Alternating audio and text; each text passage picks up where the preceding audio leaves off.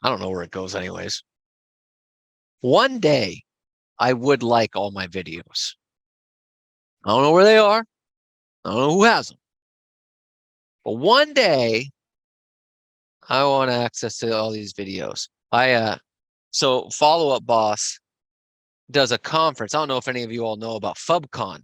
It's a real thing. I'm not making this up. Follow Up Boss conference. And apparently it's like a big deal. Like they have like speakers like Tom Ferry and Brian Buffini and like all these other different people. Like it's like a 4-day event. It's like a huge deal, I guess. I had no idea. Well, it's gonna be in Los Angeles this year. So they they asked me if I wanted to they said, hey, we would like to know if you might be interested in potentially being one of our speakers. Sure. So they go, well, what would you like to talk about? And I said, I do about 175 talks a year. And in the last 3 years, I've probably done 600 or 700. So it's probably easier if you just tell me what you want me to talk about. Because I got a few topics written out. And the guy goes, oh, I said, so go to your other speakers, figure out what they're talking about, because they probably only have one topic, and then let me know what's missing, and I'll fill it in. And you know what he said? It's a true story. You know what he said? Well, I think we're missing social media. And I went, you son of a bitch. It's like the one thing I can't talk about. That's like the one thing. It'll be a great learning experience for you though. You'll learn a lot. I am not going to talk about that. But it was just funny. I told the guy, dude, I do all these classes, man. You tell me. It could be mindset, it could be objection handling, it could be how to take more listings, how to work with buyers, it could be all these things. Okay, great. Social media. God, I don't want to go. All right, good stuff. Okay, so here's what we're going to talk about today. So this was a agent requested class because we were talking about previously effective communication and how such a small percentage of it are words. And so it came up on, okay, well, if the words are such a small percentage of effective communication, then, let's talk about these other things. And so that's what we're going to do today. So there's 3 parts to effective communication based on studies that have been done. There's 3 parts to effective communication. So I want you to write this down. So words, tonality, and body language. Words, tonality, and body language. Excuse me. Those are the 3 essential factors in effective communication. The words represent 7% of effective communication. The words that we use represent 7% of effective communication. Now, did anyone think that number would be higher? Yes. See some people say no, some people say yes. I mean, it's the words that we use. And yet it's only 7% of effective communication based on studies are the actual words that we use. 38 body language, which is number 2, is 38%. I'm sorry, tonality is 38%. So number 2 is tonality. So words, number 1, 7%. Tonality, number 2, is 38%. 7 plus 38 equals 55, which simple math means there's 7 plus 38 is 45. I don't know what's going on right now. Which means simple math says there's 55 left. So which means body language represents 55% of effective communication. So 7, 38, 55. So a couple things. So let me ask you this. I have a bunch of notes here. When you hear that 7% is words, 38% is tonality, 55% is body language, is there anything that stands out to you or is kind of interesting when you hear those numbers? Well, to me, it says that you better step it up when you're on the phone. Yeah. Yeah. Yep. Marion, what'd you say? Body language over the phone. The body language. Okay, how do you body language over the phone? Sure. Okay. Good. Maybe Anything door else? knocking. Door Door knocking knocking? might be better. Well, yeah, possibly, sure. So here's a couple things that Again, yes, Caesar. the like the non-body language for me will be like energy and enthusiasm is much more important than what you say. Yep. Yeah. Yep. So a couple things I wrote down on that, kind of to Caesar's point there, is I wrote down something that Mike Ferry has taught us for years and years. Energy and enthusiasm will beat just skills almost every time. Energy and enthusiasm will beat just skills almost every time. And if you don't believe me, I want you to go find Nora Avalos in Queens, New York, and she will prove me right. Because Nora Avalos, as many of you know throughout the years of Mike Ferry or me talking about her, is from Colombia and has this still years later, this thick Colombian accent, okay, and still very, very scattered and English, but she is done up to the nines every day, and she's got this giant smile, and she's got this just energy of go, go, go, go, go. And she's made, like, at this point, $15-16 million in commission income selling real estate.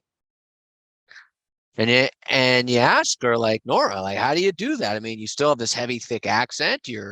English is, fine, but it's not great still all these years later. And she's just like, well, I just put a big smile on my face. And I get excited and I go talk to every single person that I can and ask them who they know wants to buy or sell real estate. And even though I might not be saying it perfectly, they just feed off my energy, my enthusiasm, and that's how I get my deals. Okay. So energy enthusiasm will beat just skills almost every time. But the other thing I wrote down here, if words are 7% of effective communication, now this is not for everybody, but for some of you, why do you spend so much time trying to find the perfect word? Well, what's the perfect word? I want to find the perfect closing word. Okay. We've thought this through. Will you sign the contract, please? I don't know if there's a word in there that's more than 7 letters. Okay. So write this down, something I've always said for years. Okay. You don't have to come up with the perfect words. You just have to make sense. If words are only 7% of effective communication, you don't need to come up with the magic words, the perfect words. You just simply have to make sense in what you're saying. And then if you have the tonality and the body language, then it all comes together. Okay? All right, good. Good stuff. Okay. So since the words are only 7%, I want to spend the bulk of this time talking about tonality and body language. Okay. So that's what we're going to spend our time on today is tonality and body language.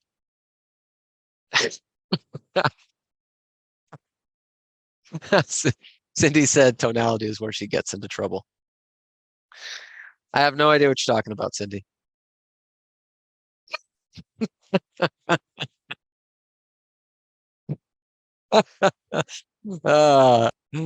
So let's talk about tonality. Now, here's the thing. Tonality is really tough to teach. It's a very difficult thing to teach. So what I wrote down here under tonality, one of the ways that you will get better at your tonality and have a more effective tonality is record yourself. Record yourself making calls, record yourself having conversations, record yourself at presentations. Okay? Because it's a tough thing to teach unless you can point to specific things where it's like, hey, right there, that was a moment where the tone should have been different. Okay. Because, for example, I could say something really basic. Okay. Hey, will you take out the trash? Sounds very nice. Or I could say, will you take out the trash? Okay. Same words, same exact words. Do you feel differently about each one of those statements though? Okay. The first one, you're no problem. I'll do it. The second one, what's your problem? What's wrong with you? Okay. The tonality of which you say things. So record yourselves and identify where are some areas that I might not be using the right tonality. Where are some areas that I need to inflect some tonality? Okay. Because some of the problems that we have, and this is mainly for the analyticals, is you don't have any tonality when you're talking to people. And every so often, you need to have a little excitement in your voice when you're talking to people. Or if you're an amiable and you do upswings all the time, will you sign the contract, please? Will you help me get what you want? Sometimes when you're an amiable, you need to be a little more authoritative. Will you sign the contract, please? Okay. And when you're a driver, sometimes you need to back off the tonality because it can seem aggressive. So instead of saying, all right, all we need to do now is sign the contract, let's go. Ooh. Take it easy, Rambo. Okay. All we need to do now is sign the contract so I can help you get okay. And if you're expressive, sometimes you really need to tone down the tonality. Okay. All right, here we go. Let's go ahead and sign the contract. Help me get what you want. Doesn't that sound great? Yeah. And they're going, whoa. Decaf is an option. Okay. So recording yourselves can figure out, hey, where do I need to change the tonality? Where do I need to input some tonality? Okay, things along those lines. So the very first thing you could do is record. Best thing you could do is record yourselves and listen. Because do we say things or do things that we don't even realize that we're doing? Yes or no? Yes. 100%. And one of the biggest things is tonality. So if you feel like your sales isn't up to the standard that you have, I'll bet it's something in the tonality of which you're saying things, and you might not even know it. So record yourselves, okay? Now, one of the ways you can also improve your tonality is the good old-fashioned mirror and match. Mirror and match. So when you're talking to a client, okay, or you're talking to someone in general, one of the easiest ways you can fix your tonality is simply mirror and match their tonality, their energy. Okay. So if you're not totally sure, how is my tonality sound? If I just simply mirror match, at worst case scenario, I'm at least going to have a connection with the client. Do unhappy people tend to want to be around more unhappy people? Do positive people tend to want to be around more positive people? Yeah.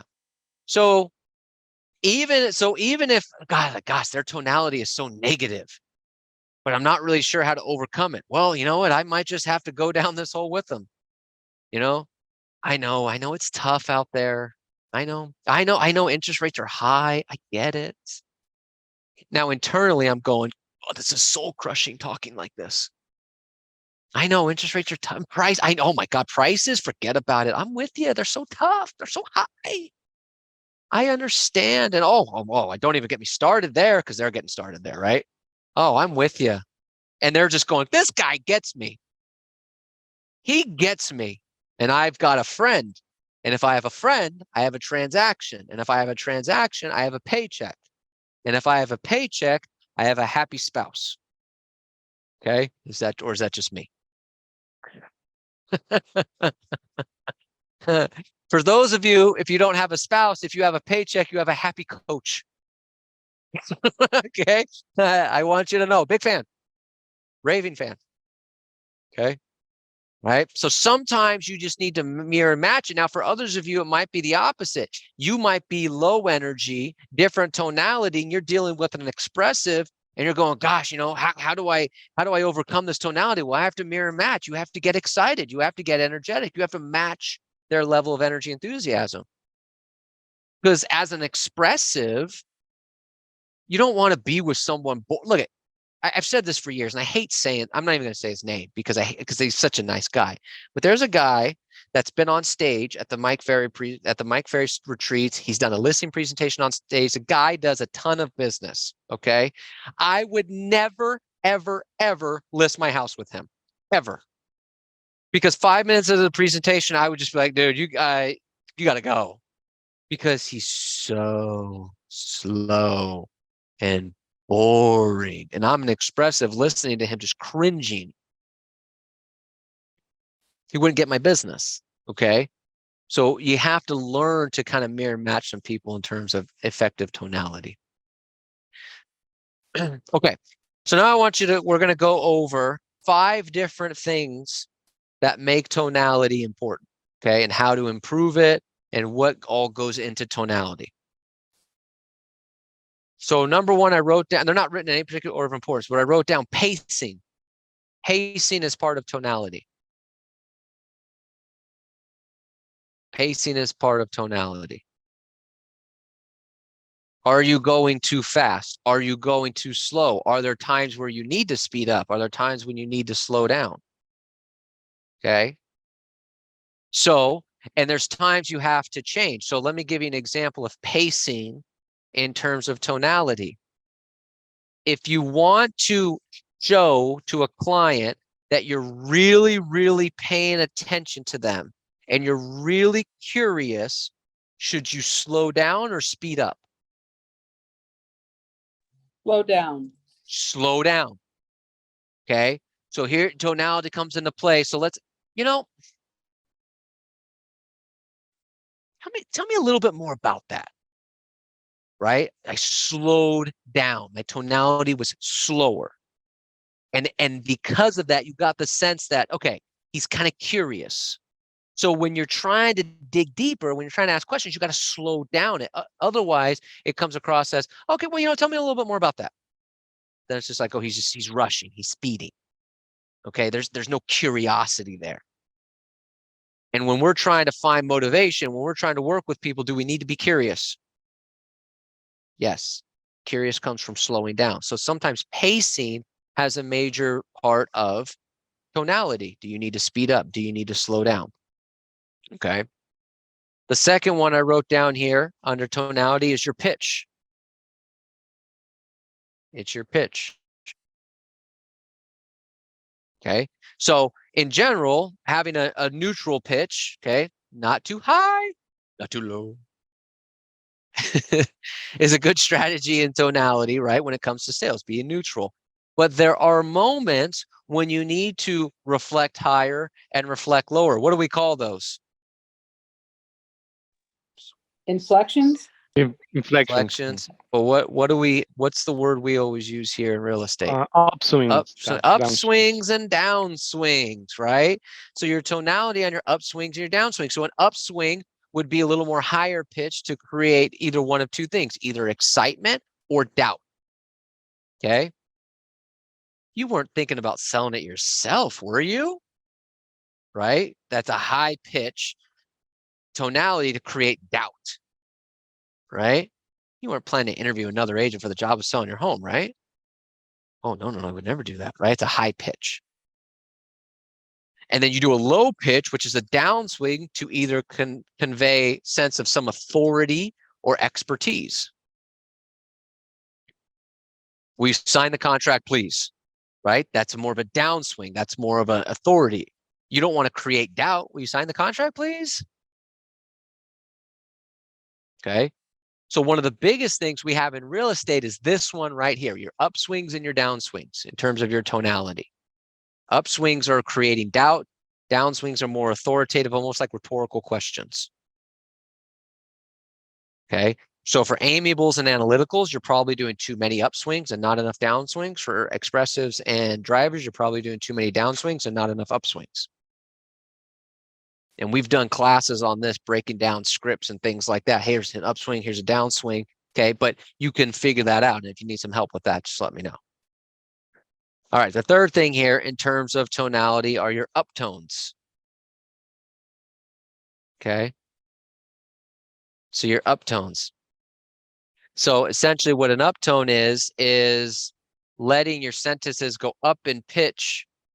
Okay, almost like it's like another version of an upswing, but letting your sentence go up in pitch as you go on can lead to the customer getting into more agreement.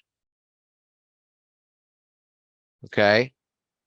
So let me give you an example. Okay, let me give you an example.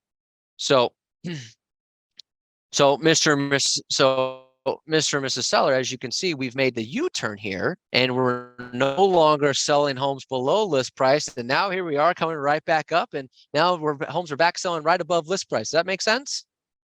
Well, yeah, that makes sense, right? So it started with just here's the information, and it got more and more exciting, more exciting at the end, until you came to a question at the end with do you agree? And by that time, because they've kind of gone the upswing with you, they're in agreement. Okay. So Mr. and Mrs. Buyer, I know that you were, thinking about buying a house, but you were waiting a little bit on prices. As you can see here, the average home was going down, back in the end of last year, right? Right. Okay. Well, now we've made this U-turn, and as you can see, what are prices doing? They're going up, up, up, up, up, up, up.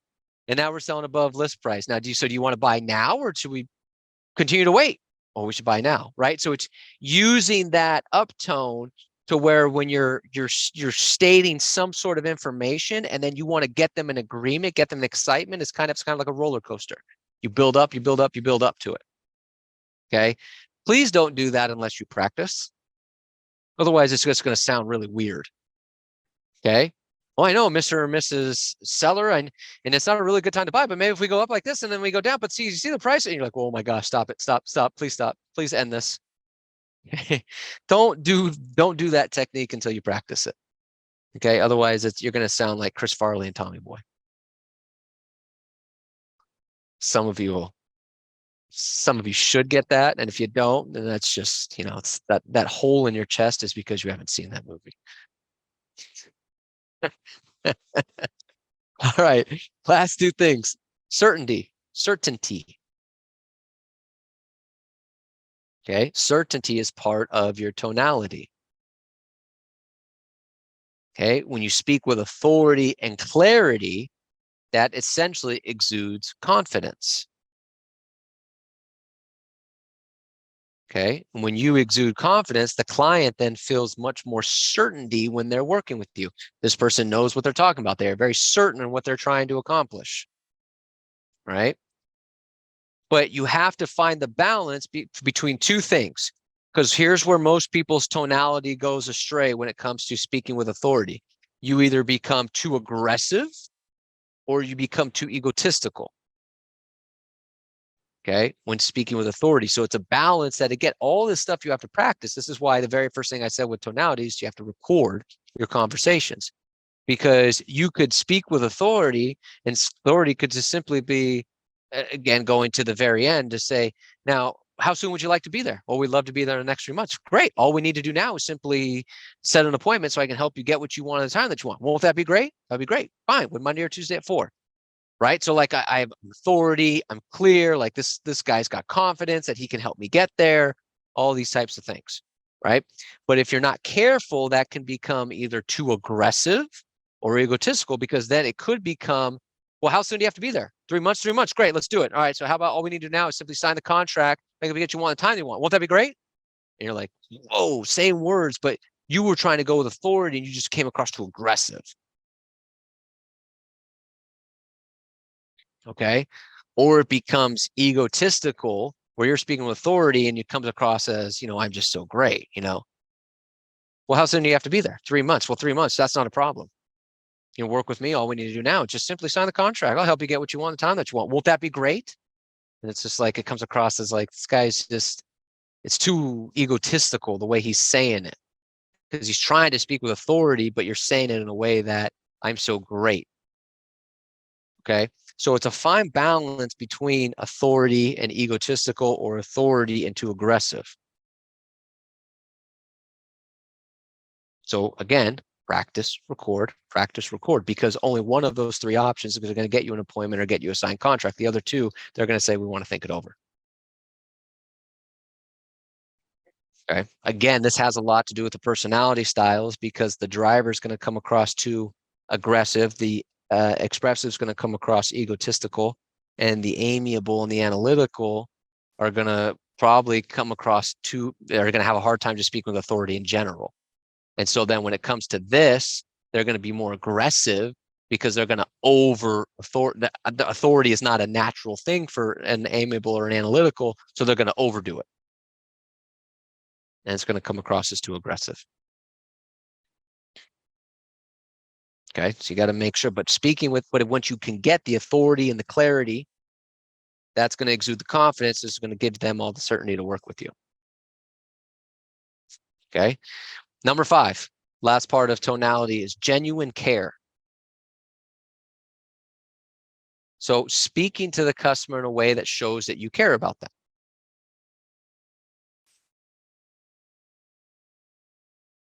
Which again goes to the being curious.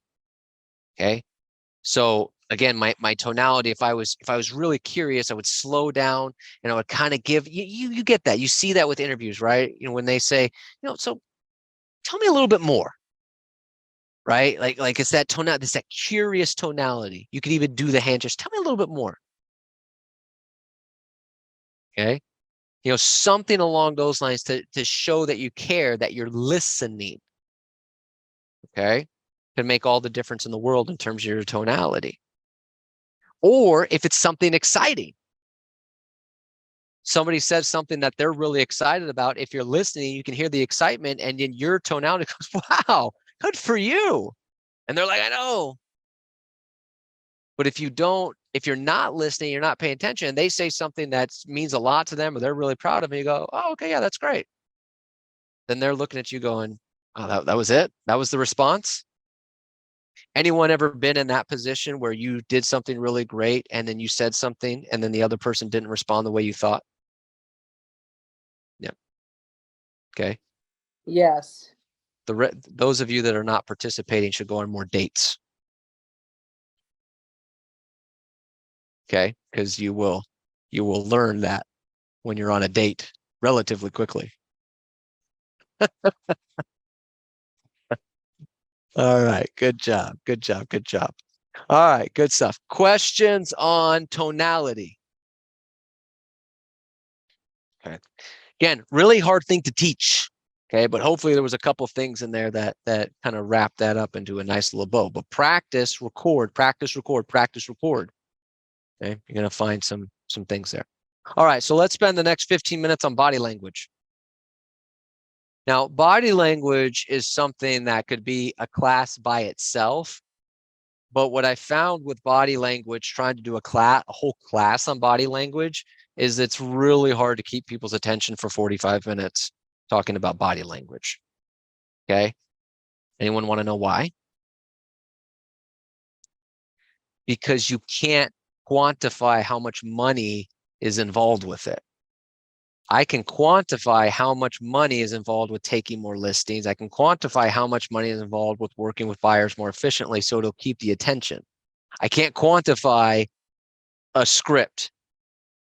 I can, but you don't like it, so I don't even try anymore. And I can't quantify body language, because I can't quantify it in dollars. You got about 10 to 15 minutes to talk about it before the people hit the exits. All right. So what we're going to do with body language is go over the basics. Okay. Basics in terms of body language. But remember, this is 55% of effective communication. But I want you to write this down. body language does not have to be in person.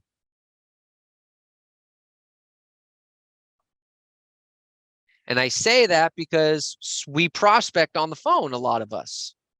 Okay. Well, if they don't see me, then how important is my body language? Are you kidding me? So, I'm standing up. Okay. I'm kind of pacing. I'm kind of moving around because you feel the energy, right? You feel it.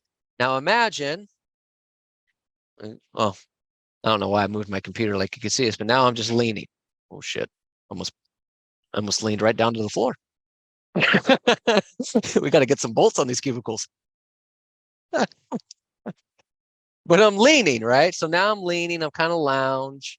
And instantly I feel it in myself. And now I'm leaning, I'm kind of lounge, like my tone is a little bit different, right? Because I'm more relaxed, I'm more comfortable. Now, I'm not saying relaxed and comfortable is a bad thing, but it does change your tonality. So your body language does change your tonality. Smiling changes your tonality, and that's part of your body language, changes how you talk and how people hear it. So, well, how does body language affect me on the phone? Smiling, number one, okay? Because it's hard to be negative when you're smiling. It's hard to be unenthusiastic when you're smiling. And what did we say at the very beginning? Energy and enthusiasm will beat just skills almost every single time.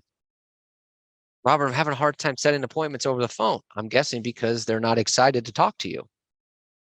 And it's not a personal thing, but it's because you're not exciting over the phone. So smile, change your body language. Stand up, don't sit down. Stand up. Okay. Yep. I'm ready to go.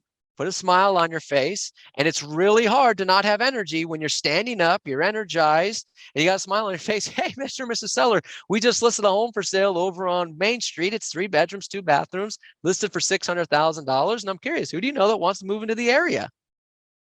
All I'm doing is standing and smiling. There's no way I don't even know how to do it. Hey, Mr. and Mrs. I'm trying to be negative now. Hey, Mr. and Mrs. Seller, we just listed. I can't even do it. So your body language over the phone does exist. Okay. All right. So let's start with the negative. Okay. Let's start with the negative. Four acts of body language that will instantly make people think you are disengaged, disinterested, or unhappy. Okay. Let's do the 4 no-goes in terms of body language. Okay. Not written in any order of importance, but here's the 4 no-goes. Arms folded in front of your body. Arms folded in front of your body. Okay. Imagine you're talking to somebody and they're just standing there like this. Instantly, you feel like they're disengaged, yes or no? You feel like, you know what it feels like? It feels like you're bothering them. They're sitting there like this, right? Oh, listening to you. But God, I feel like I'm bothering them. Look at them. They're not engaged. They're not interested. They're not curious. Arms folded in front of your body. Minimal or tense facial expression. Number 2, minimal or tense facial expression. So you're talking to somebody and they're just like this the whole time.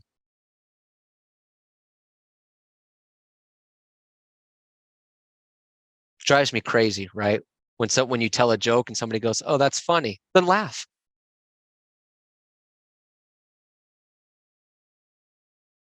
What did you say? Yes.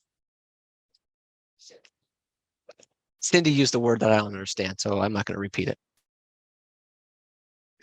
Pretty sure she called me something negative though.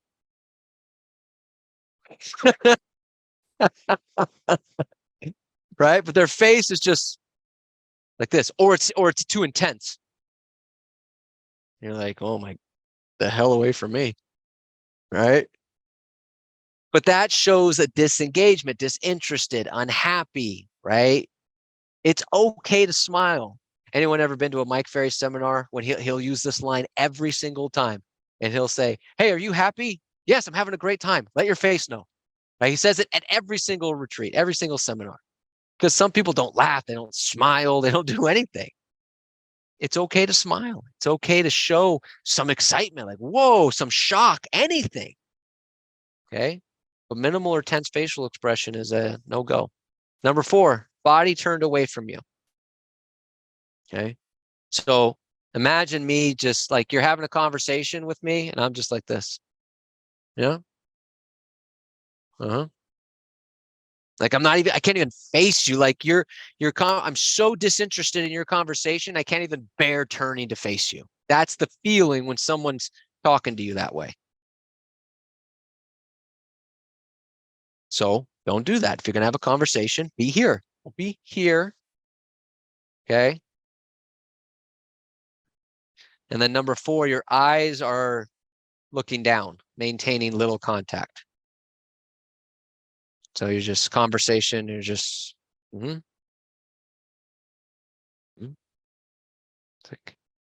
lift your head up. Come on. I'm up here. Hello. Right. And you're just down like this. No eye contact. Now, with eye contact, according to studies, people who don't make good eye contact, what is the number one thought of the person that they're talking to? What does that person think about them when they don't make good eye contact? They're They're not being truthful. That's it. I heard not being truthful. I heard liar. I heard dishonest. They're all correct. Okay. So unless all of you enjoy being looked at as a liar, then I would work on making better eye contact, because that's the number one thing. And all of you knew it. So it's clearly well known. They're dishonest. They're a liar. Okay. They're not telling the truth. What are you up to? All right. And then just those are the 4 biggies. These are a couple just real quick ones that could also be negative body language, nail biting. Okay. Suggest insecurity or stress. Okay. So yeah, this. Okay. Okay. Rapid blinking. Okay. Again, uncertainty or concern, or drugs, whichever you prefer. I was young once. I know how these things go. No, Tess.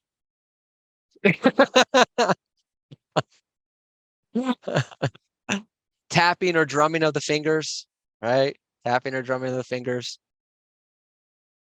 Impatience, boredom, fidgeting. Okay, those are little minor things. All right, so now let's go into positive body language. Spend the last couple minutes on what is considered. So these are ways of showing people that you are trustworthy, engaged, confident, and calm. Okay. All right. So number 1, have an open posture. Okay. Whereas instead of arms crossed, I'm open. Open means I am what? Starts with an A. Accepting. Accepting, Approachable. sure. Suggestions. Approachable. Available. Approachable. Approachable. If I'm like this, I am not approachable. But if I'm like this, I'm approachable. As a real estate agent, should we be approachable? I mean, it's really hard to get referrals from your database if they don't think you're approachable, whether over the phone or in person. Okay. Imagine door knocking. Yeah, we just sold a home in your area. 1, 2, 3. Like, oh my God, this is the police? Like, what are you doing? Guaranteed. Robert, I don't know why that they don't open the door and they just keep doing the ring camera. Well, it's because you look like you're about to break down the door and arrest somebody. Right. But if I knock on the door and I take a step back and I'm open posture, right? Hey, I'm approachable. Go ahead and open the door. All right. Let's have a conversation. Okay. Stand upright, place your hands on your side, not on your hips. Okay. Because again, hips make it seem like you're a little too aggressive. Right. Open posture. Firm handshake. Number 2, firm handshake. But don't get carried away. It's not a contest. You know, like you want to have a firm handshake where it's like, all right, cool. You know, we've connected. Okay. But this is, you know, breaking fingers doesn't, you know, help you get the deal.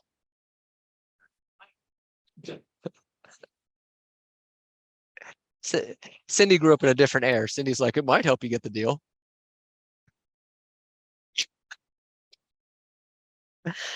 Glad Cindy works for us and not against us. Now you know how we win so many cases. If anyone ever tries to win a case, Cindy just sends Rocco and Bruno out to meet the people that are trying to get after us, and there you go. Case is closed.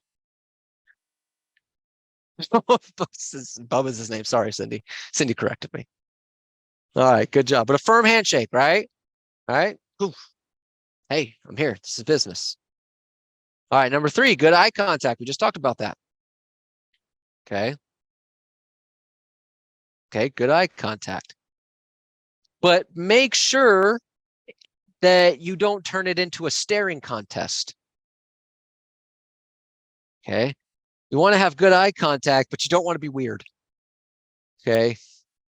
It's like, I mean, that's the nicest way I can put it. Like, you know, just, yeah, like blink or something, or check your watch. I don't know. Stop staring at me. I have a good eye contact. Don't make it a staring contest. All right, number 4, avoid touching your face. Unless you have like a legit reason. Okay, like if you if you have an itch on your face, like just get rid of it. But why do these body language experts say avoid touching your face? What is that a sign of? Nervousness, like squirrels, they'll be scratching their face because they're really nervous. Nervousness, sure. What else?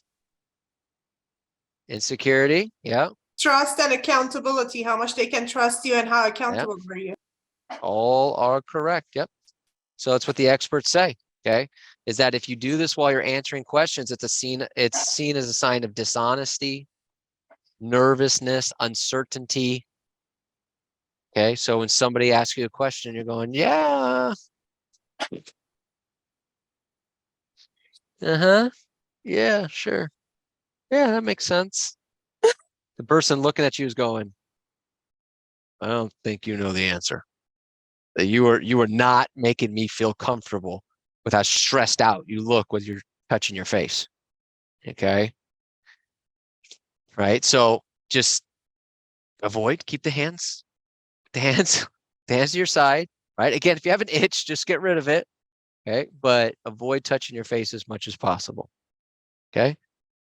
And then the last one they put down here as most important when it comes to body language is eye contact. Or not eye contact, smiling. Smiling and eye contact. Smile, but smile. Warm, sincere smiles are attractive, reassuring, and infectious.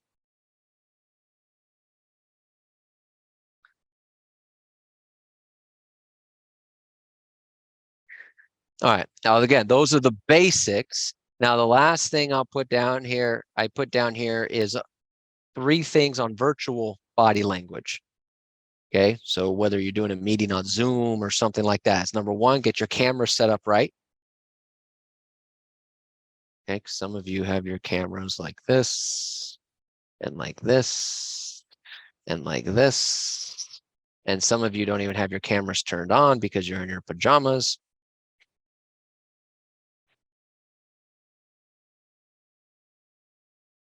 If you don't want me to think that, then you should turn your cameras on. All right, there you go. Maintain eye contact. Okay, so even when you're virtual, maintain eye contact and then use facial expressions. Okay, because your face is front and center on a video call.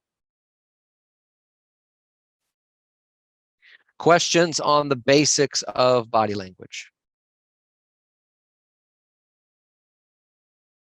Oh, all right, very good. Questions on anything we went over today? All right. Question, Robert. Yep. Yesterday in the tonality, when you were talking about had the right mirror match and had the right energy, to connect with the other person. Yep. Yesterday, when I was on my way to the listing presentation, I got a call from a client who came up with something really negative right before we're on the way on the road. So when I connect with this person, I'm like trying to get on the right place for the presentation, right? Mm-hmm. And all of a sudden, this call came in, and I took it, and it totally dragged me to a different place. Yep. And to be honest with you, I wasn't able to do a good thing with that lady because she was totally down and negative, and I was totally on the sun, for the presentation. So when that happened, the way I connect with her was terrible. The way I answered back to her, and when you mentioned to answer with authority, but sound more like egotistic, like I'm about to get to a presentation, like don't bother, you know what I mean? It came across really bad. So that happened. I went to the presentation, it went right, but I was feeling like shit, like bad because of that. So I thought about it, said, what can I do about it? How can I be more in control of this? And So I think, oh, sorry, go ahead. Yeah, I was writing down just to have the ability to adapt fast, to different clients. And that was the part that I missed yesterday. And Good. yeah, so we ended up having a good conversation now with the lady this morning, but I couldn't sleep thinking about it.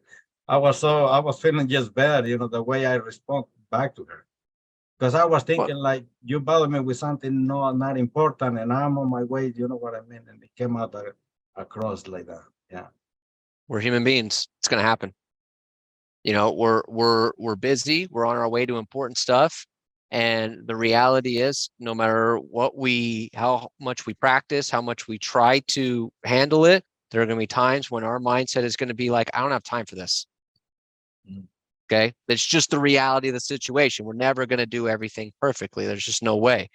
All we can do is try to get it right as many times as we can and go from there. But yeah, in a situation like that, I think that's exactly what you do is, yeah, you don't want to sound egotistical. And that's, again, where the tonality comes into play. If you're just like, hey, look, I don't have time for this. I got to go to an appointment.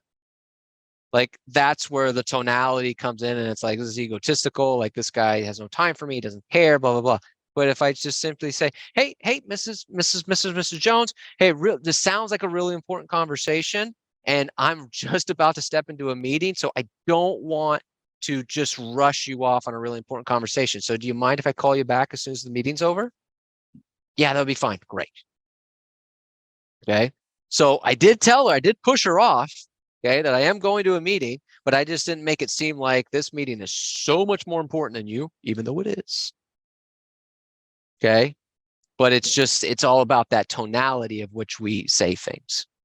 But we're not perfect. We're going to screw up sometimes. We're going to say things in ways that we shouldn't say it. Sometimes it is what it is. If it becomes an every situation thing, that's a problem. If it becomes a once in a while thing, who cares? Don't lose sleep over something that happens once. Yeah, I'm an amiable, so that screws me up big time. I'm trying to be fine with everybody. I just imagine you waking up at 2 o'clock in the morning and your wife being like, what's wrong with you? I'm thinking about another woman. I did, but I don't have a wife. So.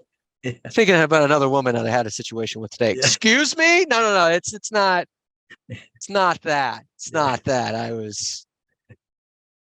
Yeah, that's exactly what happened. See, it got you all screwed up. You should have done it.